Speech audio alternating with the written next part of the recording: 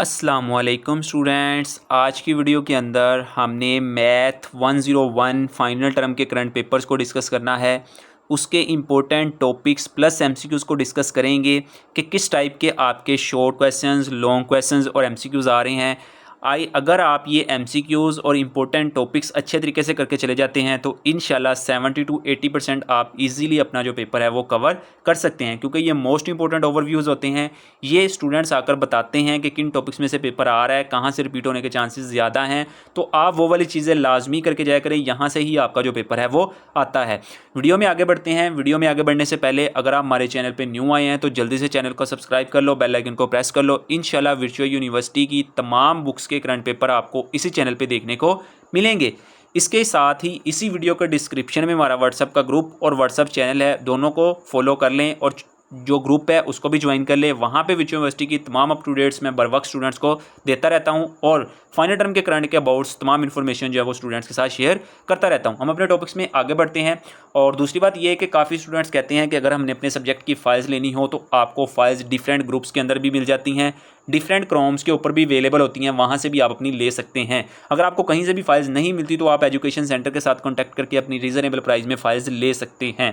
ठीक है, उसकी रीज़न ये है कि आपको फ्री में कोई भी इतना नहीं होता कि वो आपको डाउनलोड करके स्पेशल या उनके पास जो फाइल्स पड़ी हुई हैं वो आपको वैसे ही प्रोवाइड कर दें। ठीक है ना, वो अपनी स्ट्रगल करते हैं, वो आपसे परचेज़ कर लेंगे। अगर आपको नहीं चाहिए तो आप कहीं से भी ले सकते हैं। वट जो स्टूडेंट्स का क्वेश्चन था उसको मैंने क्लियर किया है कि वो कहीं से भी ले सकते हैं, ग्रुप्स में से ले लें, क्रोम में से ले लें। अगर वहाँ से नहीं अवेलेबल तो आप एजुकेशन सेंटर के साथ कॉन्टैक्ट करके रीजनेबल प्राइस में अपनी फाइल्स जो हैं वो ले सकते हैं।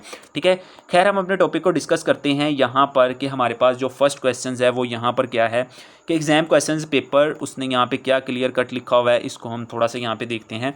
इसको हम डिस्कस कर लेते हैं। फर्स्ट स्टूडेंट्स का ओवरव्यू के पेपर कहाँ से आ रहा है, किस तरह का आ रहा है। उसने एग्जाम क्वेश्चंस के अंदर लिखा है कि पेपर काफ़ी इजी था, तकरीबन 70% पास्ट पेपर से था और जो बाकी 30% था वो भी काफ़ी इजी था। यानी कि उसके कहने का मतलब है कि जो पेपर था वो आसान आया था, 70% जो था वो पास्ट पेपर में से ही था और जो 30% आया था वो न्यू आया था, लेकिन वो भी ईजी था। सब्जेक्टिव में उसने क्या बताया कि सब्जेक्टिव में क्या था, सब्जेक्टिव में क्वेश्चन इजी थे बट मुझे याद नहीं क्योंकि मैंने अटैम्प्ट नहीं किए। बहुत सारे स्टूडेंट्स ऐसे होते हैं जो कि अकेले एमसीक्यूज़ करके आ जाते हैं, सब्जेक्टिव को टच नहीं करते, लेकिन उसके कहने का मतलब ये है कि इसका पेपर जो था वो इजी आया था लेकिन मैंने सब्जेक्टिव पार्ट नहीं किया। सेकंड स्टूडेंट्स का ओवरव्यू देख लेते हैं यहाँ पे कि उसने यहाँ पर क्या लिखा है। ठीक है, यहाँ पे वो क्या कहता है कि सब्जेक्टिव पार्ट के अंदर आपने लिमिट फाइंड करनी थी, लिमिट किस तरह से पुट करते हैं, फाइंड किस तरह से करते हैं, ये तमाम टॉपिक्स आपको अच्छे तरीके से आने चाहिए। उसके बाद उसने कहा है कि एक्स नोड वाई नोड में वैल्यू गिवन थी और एक्स की वैल्यू भी गिवन दी हुई थी और आपने वाई फाइंड करना था। इसके मुताबिक आपने प्रैक्टिस क्वेश्चन के अंदर इसका क्वेश्चन देख लेना है कौन सा है, किस तरह से वैल्यूज़ फाइंड करते हैं, ये वाला क्वेश्चन आपने लाजमी करके जाना है। ठीक है, उसके बाद एक्सट्रीम्स वैल्यूज़ किस तरह से फाइंड करते हैं आपने ये फाइंड करना था। एक्सट्रीम वैल्यू फाइंड करनी थी, इक्वेशन गिवन थी, आपको इक्वेशन गिवन दी गई थी, आपने उसकी एक्सट्रीम वैल्यूज़ जो है वो फाइंड करनी थी। अब ये एक्सट्रीम वैल्यू किस तरह से फाइंड करते हैं ये आपने टॉपिक्स और लेक्चर अच्छे तरीके से करके जाना है। ठीक है, नेक्स्ट वो यहाँ पर आपको क्या बता रहा है कि ऑब्जेक्टिव पार्ट इजी था, एमसीक्यूज़ कुछ फाइल में से थे, थ्योरम की 2 से 3 स्टेटमेंट भी आई हुई थी। यानी वो कह रहा है कि जितने एमसीक्यूज़ आए थे वो फाइल में से ही थे। ठीक है, 2 से 3 जो एमसीक्यूज़ थे वो स्टेटमेंट वाले थे और 2 से 3 एमसीक्यूज़ जो थे वो ट्रू फॉल्स के थे। आपने बताना था कि ये ट्रू है या फॉल्स है। तो नेक्स्ट स्टूडेंट्स का हम देख लेते हैं। यहाँ पे नेक्स्ट स्टूडेंट्स हमें क्या कहता है, यहाँ पे उसने कहा है कि मैथ 101 के जो एमसीक्यूज़ थे वो फाइल में से थे। ठीक है ना, फाइल में से थे। उसके बाद डेरिवेटिव एंड इंटीग्रेट आपने करना था, डेरिवेशन और इंटीग्रेशन फाइंड करना था। छोटे छोटे क्वेश्चंस एमसीक्यूज़ में थे, इंटीग्रेट कर लिमिट पुट करनी थी। यानी कि छोटे छोटे क्वेश्चंस जो थे वो आपके एमसीक्यूज़ के अंदर आए हुए थे, आपने उसकी जो है इंटीग्रेट करना था, उसके बाद उसके अंदर लिमिट पुट करनी थी। डैट जो सिंपल आंसर आता था वो आपने देना था और हैंड आउट से भी थे। ठीक है, नेक्स्ट स्टूडेंट्स कहता है कि जो क्वेश्चंस थे वो किन टॉपिक्स के अबाउट थे। रेशो टेस्ट आपने अच्छे तरीके से करके जाना है, उसके अबाउट आपके क्वेश्चंस थे। उसके बाद टेलर सीरीज़ की टर्म फाइंड करनी थी। ठीक है ना, 2 क्वेश्चन इसके अबाउट थे, इंटीग्रेट करके लिमिट पुट करनी थी। ये एमसीक्यूज़ में भी आया हुआ था, शॉर्ट में भी आया हुआ था और लॉन्ग के अंदर भी। ठीक है, इंटीग्रेट की लिमिट आगे उसने क्या बताया, इंटरनल की लिमिट में वेरिएबल था। ठीक है, उसके बाद सब्स्टिट्यूशन से रिलेटेड क्वेश्चंस था, कन्वर्जेंस एंड डाइवर्जेंस से रिलेटेड लॉन्ग क्वेश्चन था। कन्वर्जेंस एंड डाइवर्जेंस के अबाउट आपने लाजमी करके जाना है।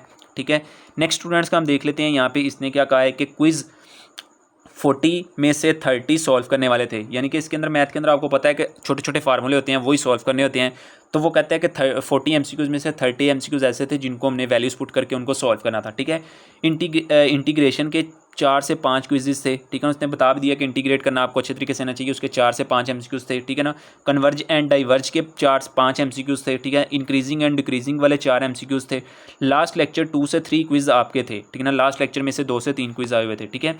नेक्स्ट उसने यहाँ पे बताया हुआ है कि अल्टरनेटिंग सीरीज़ लेक्चर नंबर 45 में से क्विज़ एक था, एक शॉर्ट क्वेश्चन था, इंटीग्रेट करके 2 शॉर्ट क्वेश्चन थे, ठीक है। बाय यूजिंग सिलेंडरिकल शेल के क्विज़ थे, शॉर्ट क्वेश्चन था, आपका लॉन्ग क्वेश्चन भी था, ठीक है ना।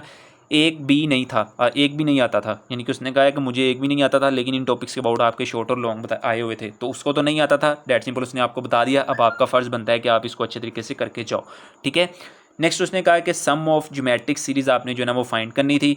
आगे उसने कुछ यहाँ पे बताया हुआ है, ये आपने देख लेना है, सॉल्व करने वाले थे और बहुत मुश्किल थे, ठीक है ना। आई होप कि मैंने आपके साथ ये तमाम पॉइंट शेयर कर दिया, आपको अंदाज़ा हो गया होगा कि मैथ 101 का करंट पेपर्स किस तरह का आ रहा है, स्टूडेंट्स के ओवरव्यू आप तक पहुँच गए हैं। अब आप अपनी तैयारी करें, और अगर आपने चैनल को बिना सब्सक्राइब किए वीडियो को वॉच किया था तो चैनल को सब्सक्राइब कर लो, बेल आइकन को प्रेस कर लो। इंशाल्लाह तमाम बुक्स के करंट पेपर आपको इसी चैनल पे देखने को मिलेंगे। साथ ही इस वीडियो के डिस्क्रिप्शन में हमारा व्हाट्सएप का ग्रुप और व्हाट्सएप चैनल है, उनको भी फॉलो कर लें। इंशाल्लाह मिलेंगे एक नई वीडियो के अंदर, तब तक दे मुझे इजाज़त, दुआओं में याद रखिएगा। अल्लाह हाफिज़।